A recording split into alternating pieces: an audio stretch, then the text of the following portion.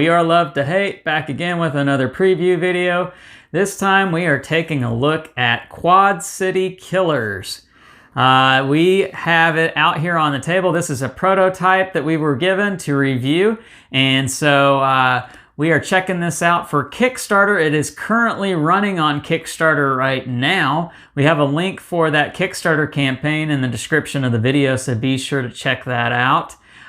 This is a game about being a serial killer in which you are trying to gain notoriety and being the alpha killer amongst all the other serial killers at the table. Let's go ahead and take an overhead view and we will describe how this game works. All right, so I have Quad City Killers on the table here. And as I get started into this, I want to make sure that everybody knows that everything you see here is prototype. And so the final artwork and components, maybe even some of the rules, might be different when the final product is released. With that being said, let me go ahead and get into this and explain how this game works. At the beginning of the game, you're going to make sure that every character or every player has one of these character boards here, which gives you a little bit of a description as to which person you are. You might be Eugene Molina or Jeff Harrell or maybe Jessica Harrell. I wonder if they're related. Maybe. Anyhow, each character card is going to tell you a little bit about the person that you are and why you are a serial killer, but more importantly, it's going to tell you what your victimology is. We'll come back to that here in just a second. But every person is going to get this board, and along with that, one of these little dexterity markers, which you will place on the number 1 on your dexterity track, unless you're playing a 5 or 6 player game, and you'll put it right here on the 2. And you also receive a player pawn that is like a skull. And you are going to put that on one of the 6 different cities on the board, as you can see the color regions here. And while we're on these different cities, it's important to note there are 3 on this side of the river, which on this side happens to be Illinois, and on the other side is Iowa. And so where you are going to start the game is dependent upon your prey card that you flip over. And oh, interesting, we got the director of FBI here. Let's go with a different one for sake of explaining this.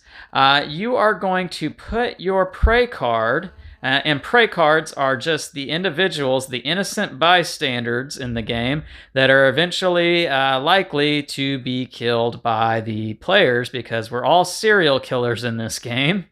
And so this one in particular says that they are going to go to Rock Island, and you can see that right here where my thumb is, but you can also tell by the color on the card. So Rock Island happens to be right here, the orange region, and that is where my player piece goes. And so everybody will get to do this, and then you're going to look at the prey defense, which is this number right here in this shield. Whoever is highest, that's going to be the first player. Now, real quick, the anatomy of these cards is important. The things that you really need to pay attention to are that prey defense, and this essentially is the number that you are trying to equal or exceed in order to kill this prey. This number right here is the notoriety, which is essentially victory points. Whoever has the most victory points or notoriety at the end of the game is going to be the winner. So it's very important to pay attention to that. And then you also want to pay attention to hair color and eye color, because if either of these match up with your victimology, then you're going to get +1 advantage for one or both of those. And so in this case, I do match up with green, so I would get +1 victimology there. However, the hair color does not match, so I would only get +1.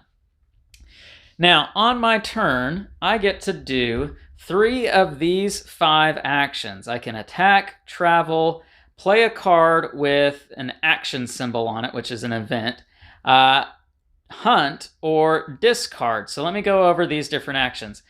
Before I do that, though, I do need to explain that at the beginning of a turn, you reveal a new prey card. So that makes sure that there are more prey victims that populate the different regions on the board.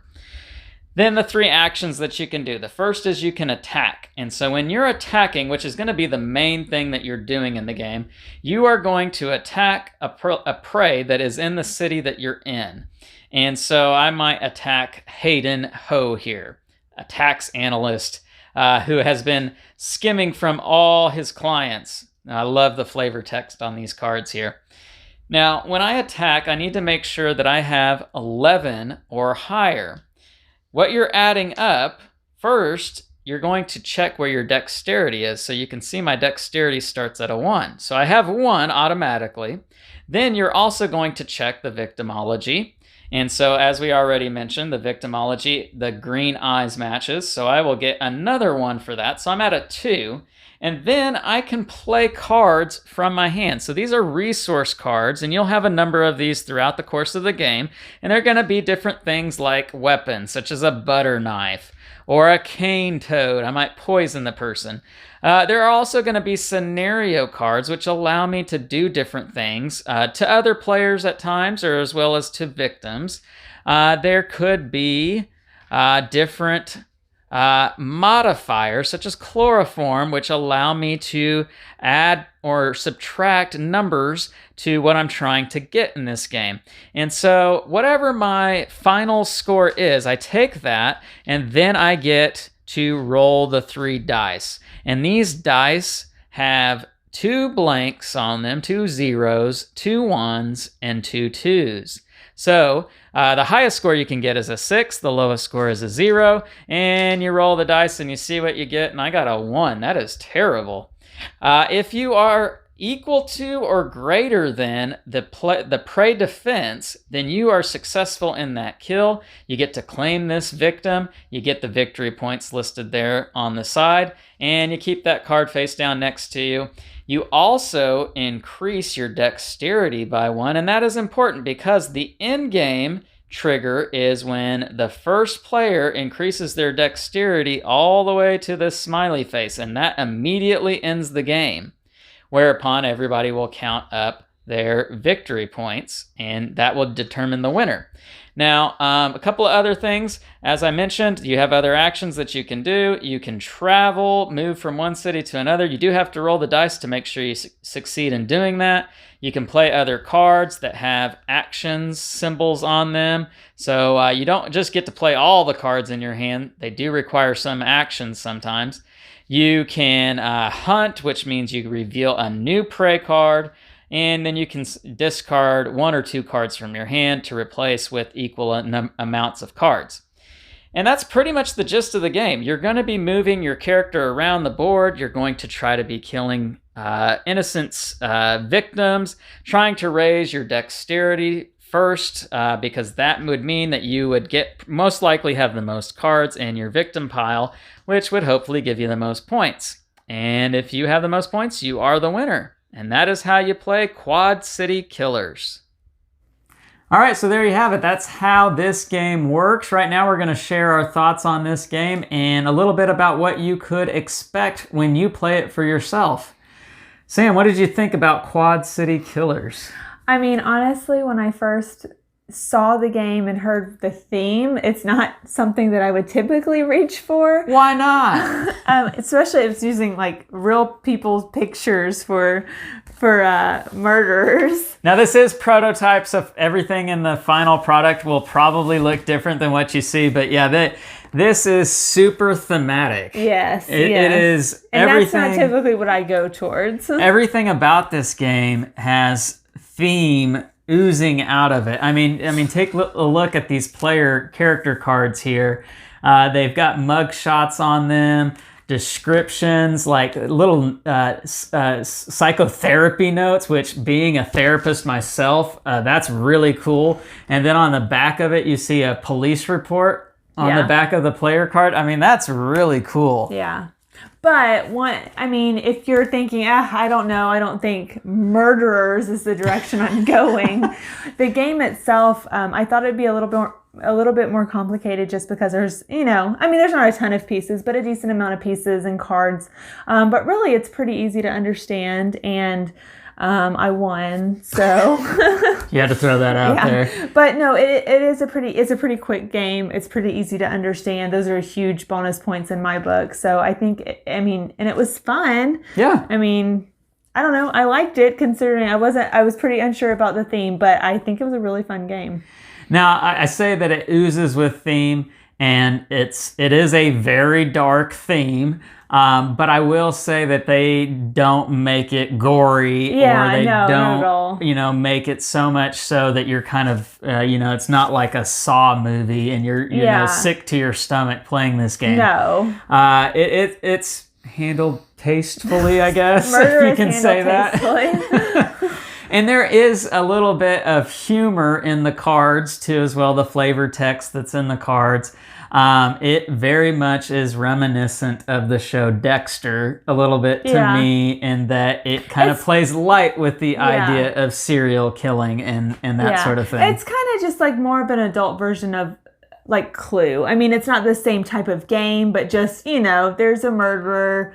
You just happen to know that each of you are a murderer, right? And then you murder people. But I would just say it's probably a step above that theme, not necessarily that type of game. But right. I mean, it was a lot of fun getting to go to the different, decide where you're going, decide what your weapon is. I mean, the points, you can easily add or take away points. So I think it was just a step above, Clue or something like that. But the cards were really interesting. You could use your resource cards to block somebody else's resource cards.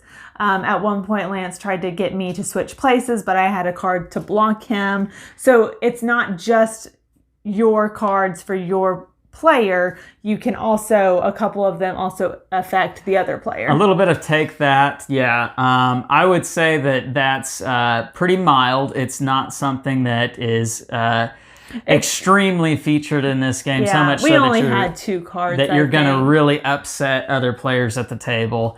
But it is a little bit that kind of can throw a little twist there to kind of, get that last attempt to get some points right before the end of the game. I think the card play in this game is maybe where this game really shines the most, because there are some combos that you can kind of build and, get a lot of points to be able to get that last kill that you really need to maybe set you over the top.